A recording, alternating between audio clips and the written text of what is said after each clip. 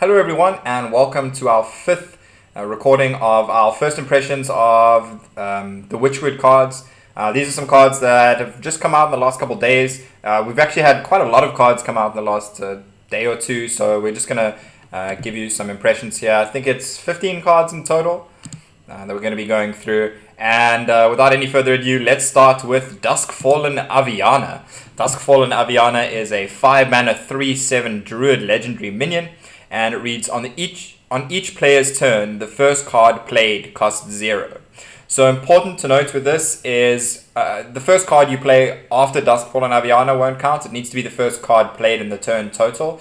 So Duskfallen Avianna obviously kind of counts as that card. So you have to wait until your next turn in order to take advantage of this. But your opponent, they get to take advantage of it immediately. Yeah, so as soon as I read that, and I reread it just to make sure, I was like, this seems pretty trashy. It seems, I mean, it's better than Temporis. I mean, basically because you're giving you, like, it's better than Temporis, but I still don't think it's good. Yeah, an extra turn is worth a whole lot than just a single card, costing 0 mana, and it certainly limits more the reactions your opponent can have. I mean, what can they do here? They can play a free removal spell to remove Duskfallen Avianna.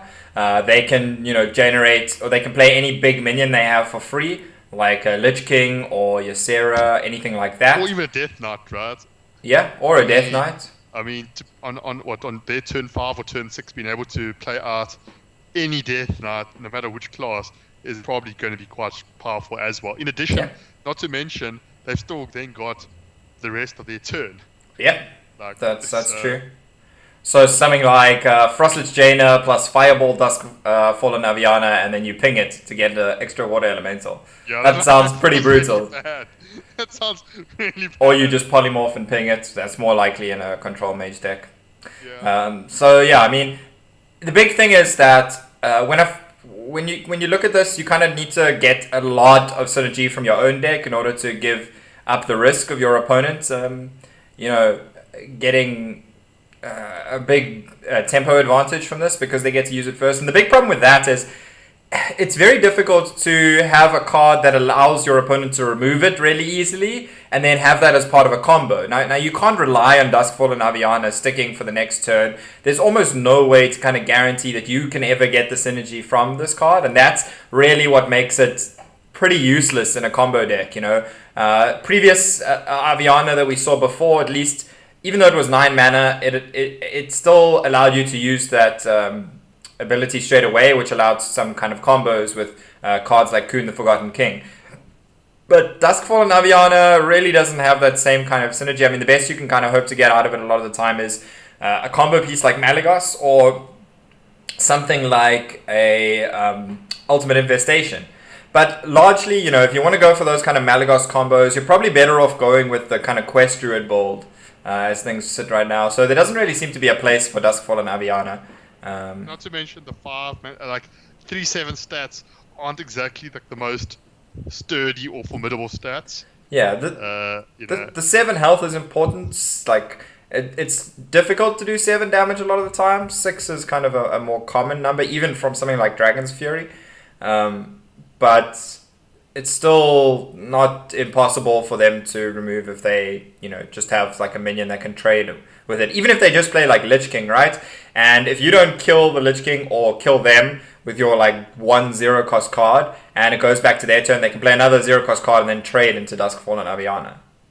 Yeah. Then they've gotten 2 uses out of it. You've gotten 1. You have to make really good use of that 1. And I mean, then people go, okay. I mean, let's say you played against aggro, right? Because aggro probably gets the least benefit out of having a 0-cost card because their cards are cheap. Yeah. I mean, even then, playing a 5-mana 3/7, they will probably just ignore it then. Yeah. Or they'll ignore it, go face, and dump their 1 big minion that they have in their hand, and make that like you played against some of the aggro decks you're talking now, like Paladin. Okay, they're gonna play a free Tel'Daram if they want. Tarium, sorry. You mean a free Tarium? Yeah, some free Tarium. Free Tarium trade in. Like yeah. And then you've still got mana to play out the rest of your turn. You can still play a level up or a Life Fuse Stegodon if you're stand against darkness rotating out, but Oh, right, yeah. Yeah. And anyway, you'd rather play the Stand Against Darkness first, because you'd more than likely have the mana to tar him anyway. But yeah, Dustfall and Avianna, I think we've given this more than enough time. I don't think this is going to be a very good card. Next, moving on to Hunter, we have Dire Frenzy. So we have a few Hunter cards. This is the first of them. It's a 4-mana spell. It's a common, and it reads, give a beast +3/+3, shuffle 3 copies into your deck with +3/+3. So as I was reading this now, I realized it doesn't say friendly beast. So technically, you can buff your opponent's stuff and then put it in your deck. But largely, that's not going to probably be worth the massive tempo you're giving up. Yeah. So, I mean, obviously, I was joking. There are some sort of combo potential with this. I mean, Stotus Ball and Huffer are kind of the sort of things the first things that came up to my mind. Whether the +3/+3 buff initially is good enough. I mean, 4 mana to give +3/+3, it's a bit weaker than Blessing of Kings in a way. Not to mention the limitation of it having to be a beast. Yeah. Not sure whether the buff itself, for 4 mana is going to be good enough. And a lot of the time, is Flanking Strike just not better? Yeah. The one other thing is, Hunters kind of struggle with card draw. It's not like you're very often going to fatigue yourself. So it's not like putting extra cards in your deck is necessarily that useful unless you have another way to kind of pull them out. So maybe something like Charge Devil Saw that allows you to get the Katharina value, or like that kind of cube Hunter shenanigans. Maybe this is a card that can kind of facilitate that meme deck, but not really something that's going to be particularly competitive. And as you say, I think Hunters just have a lot of better things to do with 4 mana than just give a beast +3/+3. I mean, the best thing to compare this to me is Houndmaster, yeah. Houndmaster is a 4/3 body in addition to giving +2/+2 and taunt.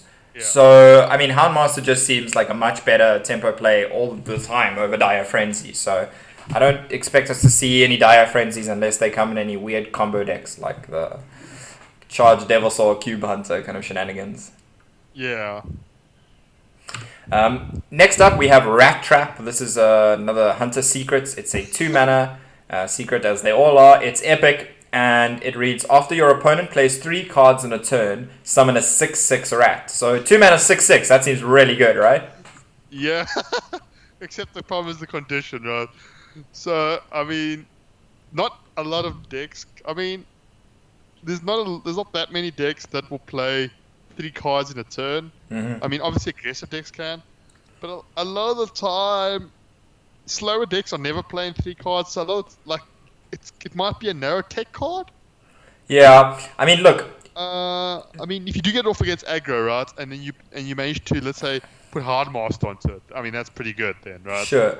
I mean, one of the decks most notorious for playing multiple cards at a time is like Miracle Rogue, and Miracle Rogue's not really going to care so much because at the time they're playing multiple cards in a turn, they probably have Gadgets and Auctioneer, and they're probably at that point going to find the sap for your rats anyway, so they're not really going to care too much, or some other kind of removal for it. And the other kind of scenario that I could envisage that would actually result in this proccing is if like an opponent's deck has the coin and they coin out, use the coin to facilitate like a 3-card play. But there's not really many, even in aggro decks, where you would kind of coin out and play 3 cards. Like if you look at, let's say, Paladin, you're going to coin out a Call to Arms. You're not going to really like coin out and then play 3 cards. Most of the time it's only going to be 2 at most. So Rattrap is going to take a very long time to activate, and then the 6/6 you're getting is pretty bad, and the tempo loss that you're getting from actually having to spend this 2 mana at some point is pretty bad. So I mean, you can, if you go like 1-drop coin 1-drop, that would trigger it. But I mean, the thing is that's turn 1, right? Yes. So then the thing is you wouldn't have the secret up anyway. So yeah, exactly. I mean, if your opponent goes like 1-drop coin 2-drop on like turn 3, that might trigger it. But I mean, how often? Like you got to ask yourself, how many decks want to be doing that and are doing that consistently? Yeah, maybe something like Righteous Protector, Coin Rallying Blade, but Rallying Blade is going away, so that doesn't really work anyway. So it's like Righteous Coin, like let's say something Coin Weapon in like Paladin. That kind of maybe can activate the Rattrap, but a lot of the time they're going to be gaining enough tempo that they can maybe ignore the Rattrap. They're going to be wide on the board, and you're going to struggle to deal with that as the hunter anyway. I think one of the best things about Rattrap to me is I really like the design in the way that it's a very different way of proccing a secret. It's not a very inconvenient one, I don't think. That's the thing, right? Yeah, it's also a secret that will largely remain hidden for a while because your opponent won't know what it is. So they're going to generally play around it. If you like at high level, Paladin versus Hunter matchups right now involve the Paladins not attacking for ages because they don't want to trigger a Wandering Monster. So in that way, they might mistakenly trigger Rattrap at first, but once people become a little bit used to it, I really don't see it seeing play. It's nowhere on the kind of power level of something like Wandering Monster. So it would be a one-off tech option at some point, right? I don't even think so. I don't think it's even a tech option because the scenarios we're talking about, it's best when your opponent has the coin. So at like 50% of the time, it will get activated in any 50% of your games. That's bad. That is not tech option worthy. No. But I'm saying, I'm just trying to imagine a world in which some lists run one. Like, I'm trying to imagine. I just don't think so. I think there's so many better secrets that you're gonna play. I think so. Yeah. The way we're gonna see it the most is if Spell Hunt is still a thing and you get a Rock Dalar. That's the one way we're gonna see Rattrap actually happen, and I'm not sure that Spell Hunt is gonna be a thing with Barnes to Charge rotating out. So next up we have the really good Hunter card, I would say, of the three that we have here. Another 4-mana spell, but is it really? Wing Blast is a 4-mana spell. It's a rare. It deals 4 damage to a minion, but if a minion died this turn, this costs 1. So that seems very powerful. Yeah, so if you can make a trade and then use your Wing Blast, that's going to be a really powerful tempo swing. I mean, Hunters notoriously, they generally have quite a wide board.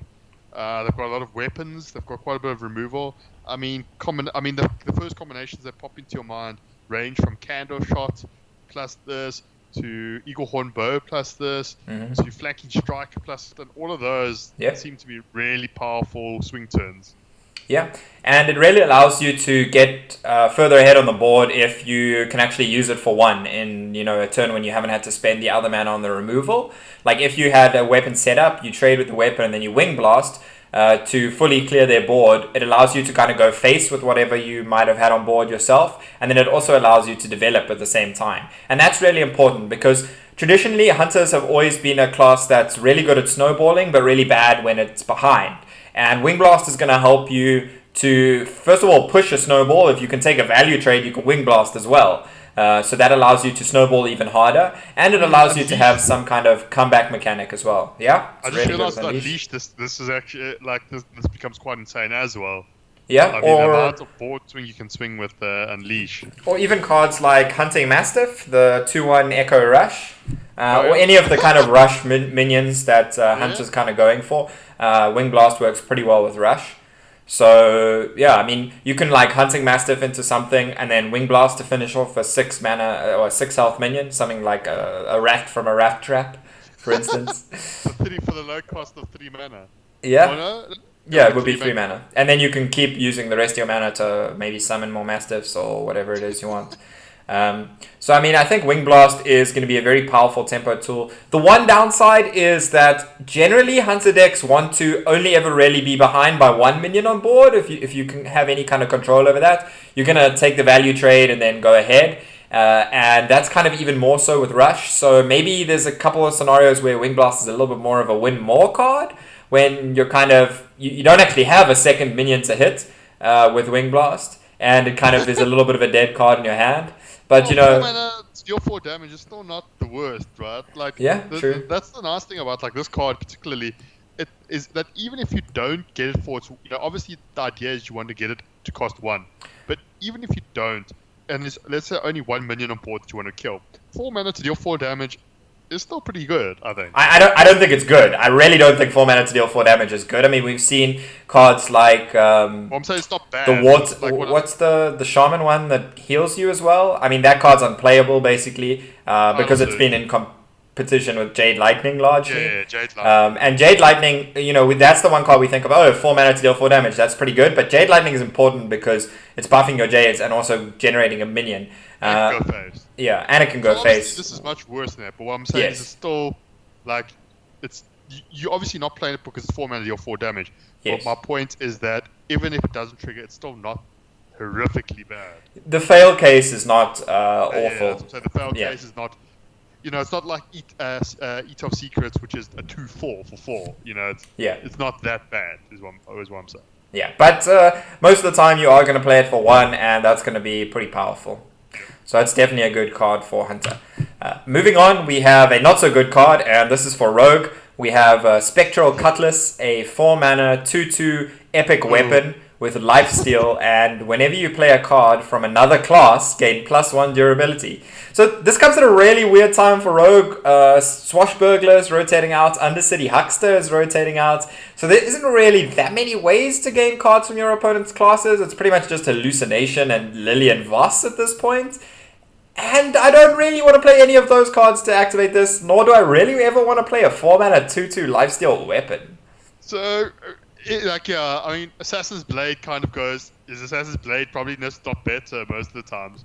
I mean, yes, it doesn't have lifesteal, but if you want a weapon with low charges, that's probably right. Yeah, and I mean, even if you give this 2 other charges, I don't think a 4 mana 2/4 weapon I would play in Rogue. If it was 4 mana 2/4 base, maybe you'd play it, but on the case where it's occasionally a 4 mana 2/4, no. This weapon is trash. I mean, I don't think there's anything else we really need to say about that. Yeah, I mean, the art shot they're trying to promote, it's kind of, they've been trying to do it for ages. The whole play Thief cards Rogue. from other classes. Yeah, Thief Rogue, if you will. It doesn't make any sense, especially with other cards rotating out. So, nope, It just bad feels card. so terrible. Moving on. Bad rogue epic, basically. Yeah. Moving on, we have Bog Shaper.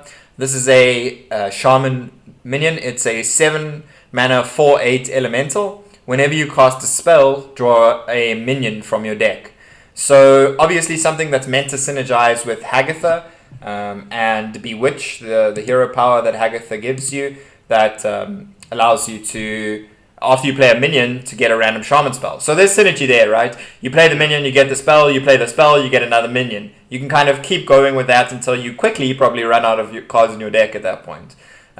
But the big question is, at 7 mana for a 4/8, is it going to stick? Is it worth playing in your deck? Do you really want to put Bog Shaper in a deck? Especially at a pretty competitive slot in, Elemental Shaman, when there's cards like the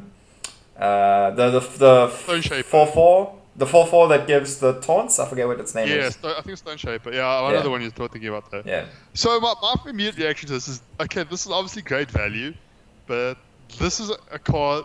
So a Servant of Kalimos is still in standard, right? Uh-huh. So this is the kind of card that in certain matchups you'll want to take this off Servant of Kalimos, but I honestly don't think this is a card you ever actually want to run in your deck. Yeah, it also dilutes the Servant of Kalimos pool a little bit, so you're less likely to get Kalimos. So in some ways it makes Kalimos a little bit worse, but it gives you a different flexibility in a way with Servants of Kalimos. Because I mean, there are some matchups, I think some slower matchups, you potentially, you'll instantly pick this because it's just the extra value, right? Yeah, and it does make it makes it kind of seem that they want the Hagatha to maybe be played in the Elemental deck, like we kind of mentioned when we spoke about Hagatha. But, I mean, like I say, 7 mana 4/8, which has no immediate impact on the game. Like, it doesn't have taunt, it doesn't have any sort of... It's not threatening enough, right? Yeah. Like, it's not like Fandral or, those sort of cards which immediately... Or Spirit Singer Umbra, which you play them and people really go, whoa, I have to kill it. This is a kind of a card where, yes, you probably want to kill it, but if you don't kill it, you don't feel that bad about it. Yeah. It is a 7 mana elemental that will activate Kalimos on 8. Kalimos is 8 mana, so just have Blaze Caller though, that's right? kind of good, but yeah, you're right. You do have Blaze Caller as well that you'd rather play on the 7 mana slot most of the time. I think Blaze Caller is 7 mana, yeah. Yeah, Blaze Caller. Okay, so moving on. Next we have a Priest spell, Holy Water, a 5 mana rare spell. Deal 4 damage to a minion. If that kills it, add a copy of it to your hand. So once again, we have this kind of dealing 4 damage mechanic, or dealing 4 damage theme with some of these spells, like we've seen. But in this case, the card's always going to cost 5, and at best it gives you, a minion that maybe if you trade it into before, it could be a high value minion, but most of the time it's going to be a minion that's worth maybe 4 or less mana if you're kind of killing a minion with 4 damage. Yeah, killing a minion with 4 damage. It's on average you're killing a 4 or 5 mana guy. Yeah, most of the 5 mana ones that are played are not like 4 health though. Yeah. You obviously unless you trade, depends on trades and things. But the fact that it's not like people obviously compare it to Shadow Bolt combined with Convert, and the thing is Convert though, like the fact is, the choice of minion is it's kind of restricted because you don't get to just choose an enemy minion, right? Yeah. You kind of have to figure out which one, how your trades work. And a lot of the time, you're probably not going to actually get the one you want based on how your trades have to go. Yeah.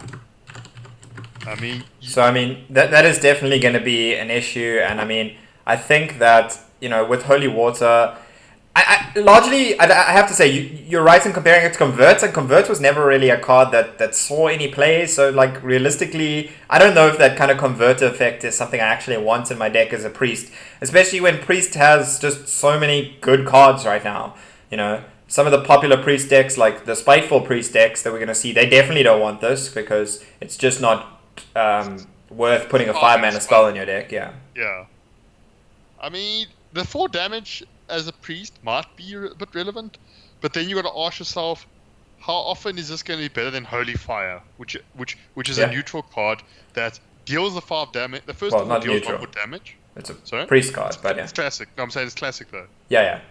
You said neutral, but anyway, go on. Classic though. So it deals 5 damage and it heals you, restores 5 health for 1 more mana. So now you've got to constantly ask yourself, okay, is dealing 4 damage and gain a random, or semi-random minion to your hand of your opponents good? No. And I think, and as of right now, Holy Fire doesn't even see that much play. No, I really don't think Holy Water will see much play except in the most extreme of control decks that's looking for some kind of value engine to replace cards like Draconid Operative. But in the majority of Priest decks, it's definitely not worth the mana you're paying for it, I don't think. Yeah. Next up, we have Blood Witch, a Warlock card, a 4 mana 3/6, and this is kind of part of a series of 3 related cards. So it's a 4 mana 3/6 rare. At the start of your turn, deal 1 damage to your hero, which seems like a pretty weird effect. But I think let's kind of look at the other 2 cards before we kind of judge Blood Witch. Let's just keep it in our mind to look at how it's going to be relevant with the other cards.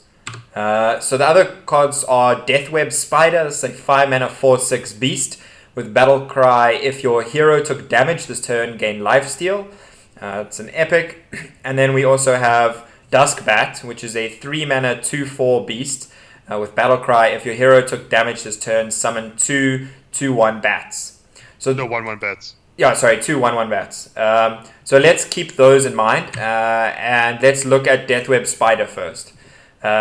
Deathweb Spider, 5 mana 4/6 lifesteal if you activate it. That's okay. Yeah, it's pretty decent. It's decent, especially as Warlock. The healing they've got Dark Pact right now, so yeah. I'm not sure if they really need that much more healing. Well, I don't think Dark Pact and Deathweb Spider ever really go in the same deck. Deathweb Spider is definitely something you want to play in a deck that is more minion focused, and I don't think Dark Pact is only really played in the kind of combo decks, with or control decks, and I don't think Deathweb Spider will ever find its way into those deck lists, which are pretty tight in terms of not having a lot of space. So we're looking at maybe like a zoo or mid-range deck for Deathweb Spider, and there gaining back the life is kind of nice. It allows you to life tap a little bit more later in the game. And Artrace aggro mirrors as well. Yeah. If you just swing in face, for 4 and healing 4, it puts your opponent whether it's in direct mirrors against another Warlock, or in just aggro mirrors, whether it's against a Hunter or a Paladin.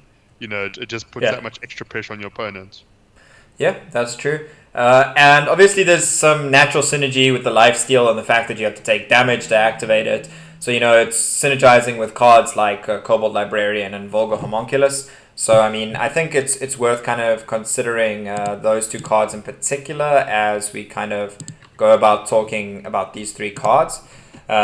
So, I mean, the big thing is that to activate Deathweb Spider on the turn you play it, you either need to life tap or play something like Kobold Librarian, which is the cheapest option here. So that means realistically we're probably only playing Deathweb Spider on turn 6.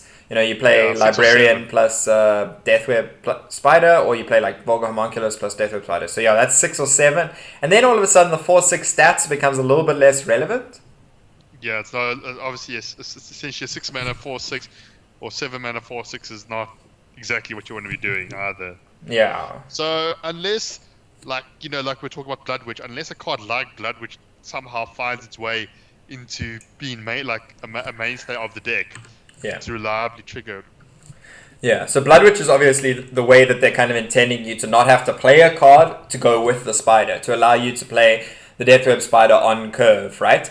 Yeah. So, Blood Witch on 4, if it sticks and survives to the next turn, then you can Deathweb Spider on 5 and it'll be active. And I think if you're playing Spider activated on 5, it's pretty good, but I don't think it's good enough to play a 4 mana 3/6 in your deck necessarily. Especially not in something like Zoo, where you want to be running more cheaper options.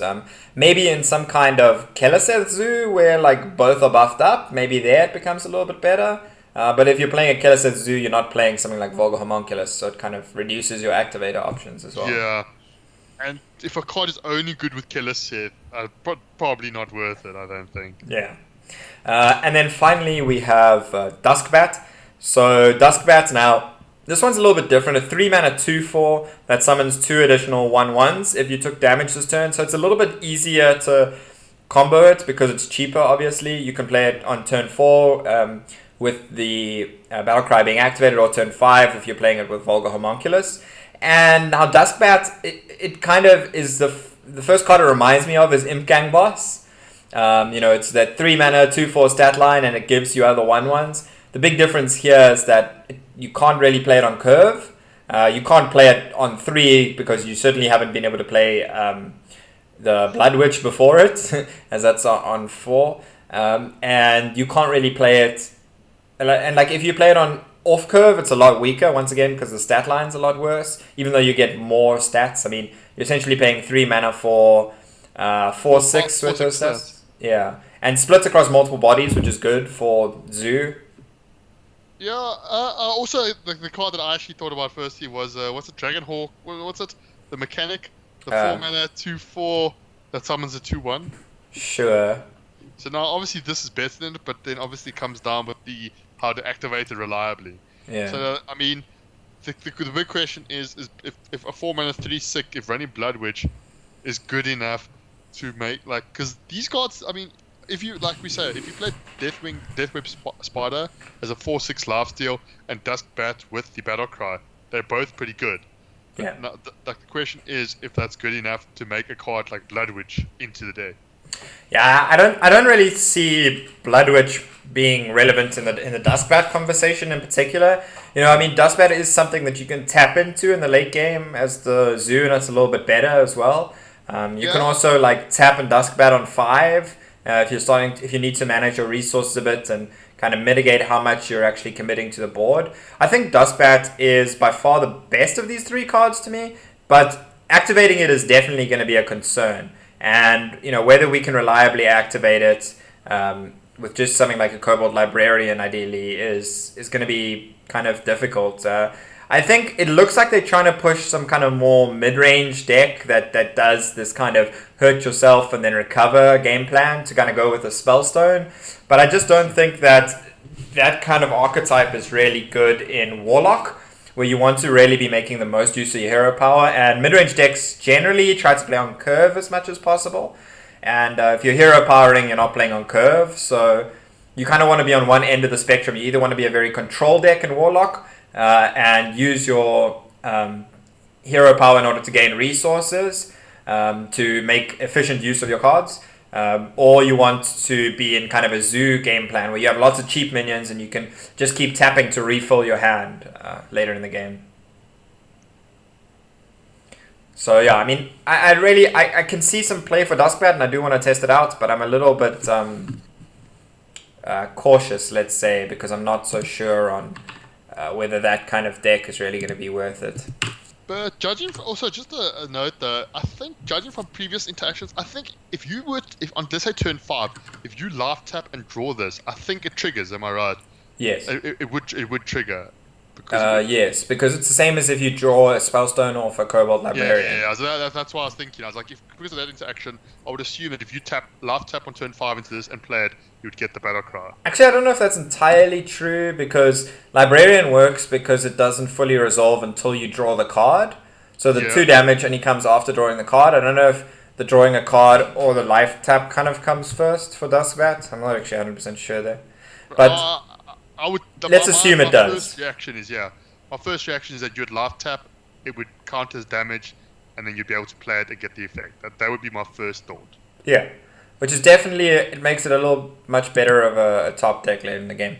Okay, so moving on, we have some neutral cards now. We have Witch's Cauldron.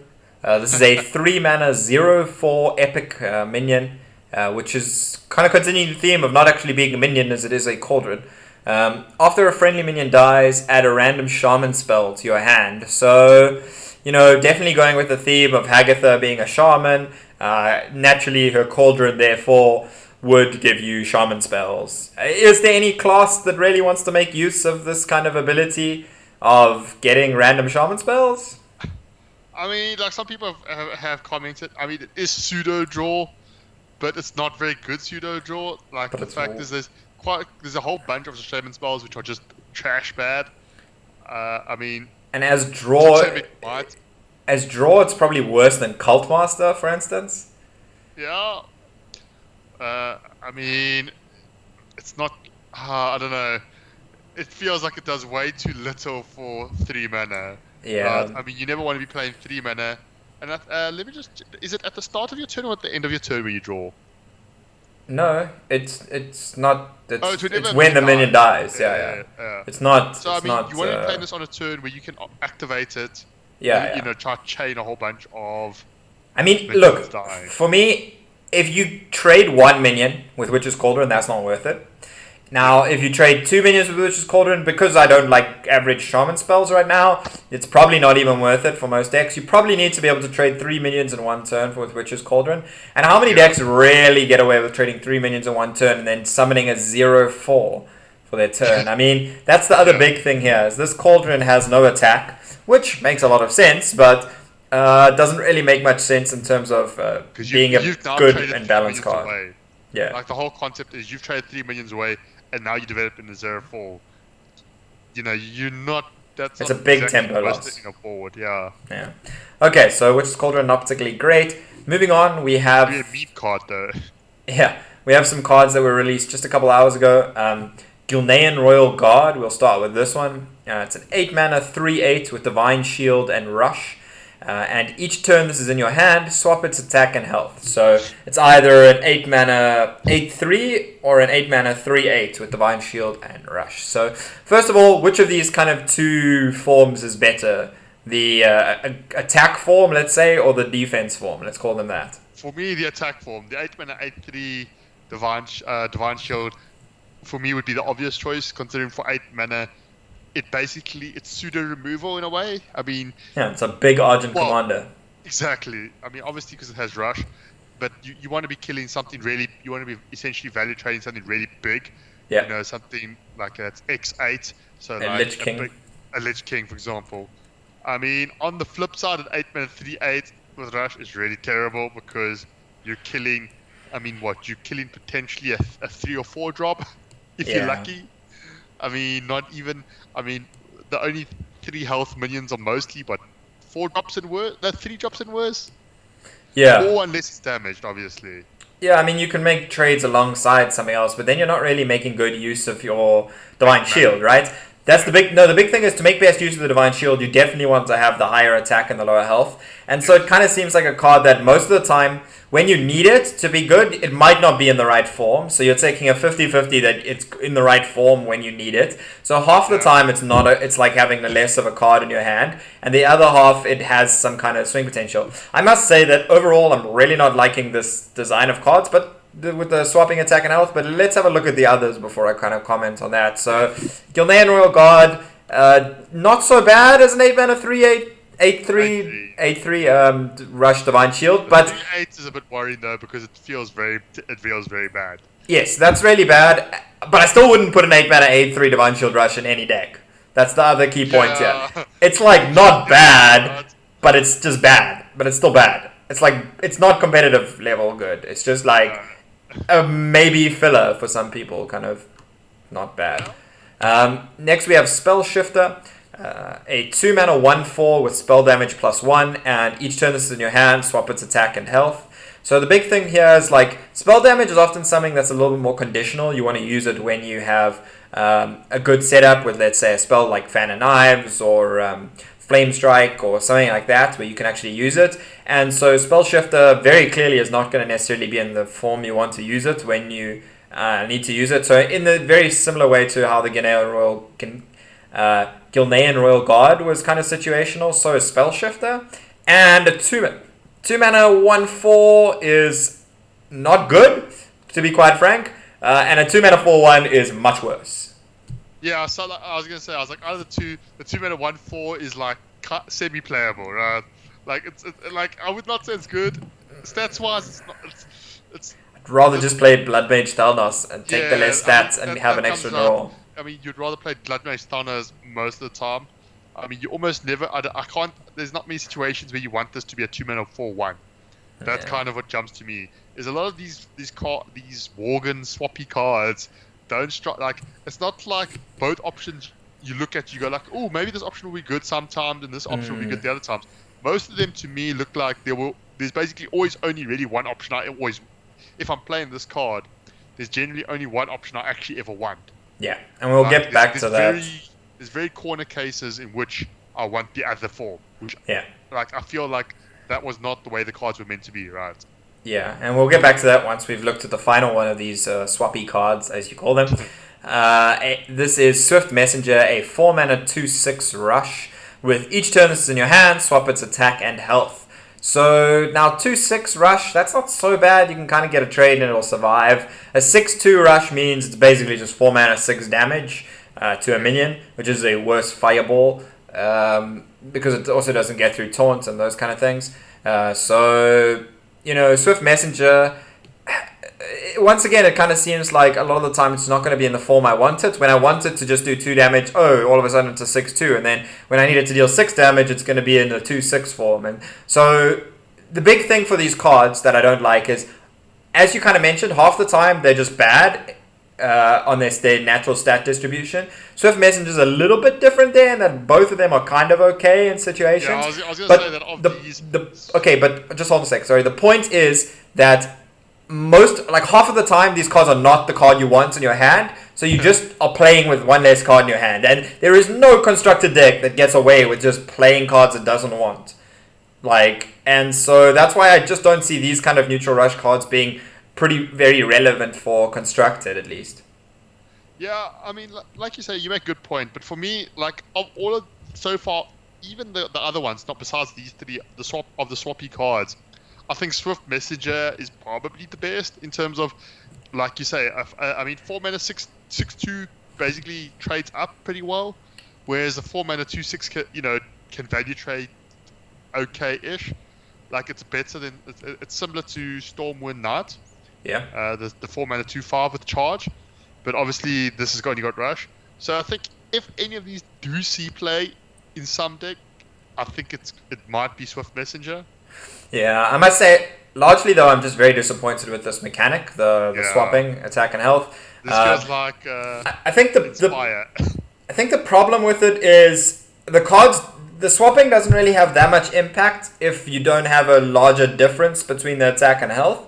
But in almost all the cases, you want the difference is so large, and the kind of effect of the card is narrow in a way that you always wanted one way or the other, right? So most of the time you usually want the higher health, I'd say, on most of the cards, but then you have the exceptions like the Gilnean Royal Guard where you want the higher attack, and you almost never want the 3/8 stat line. So I mean, overall, I really don't like this mechanic very much from what we've seen of it, and I'm kind of disappointed after the first one we saw was pretty bland, and they've certainly not really gotten better to me. At least these are more interesting in that they have like rush or spell damage and other things kind of combined with it, but overall, meh.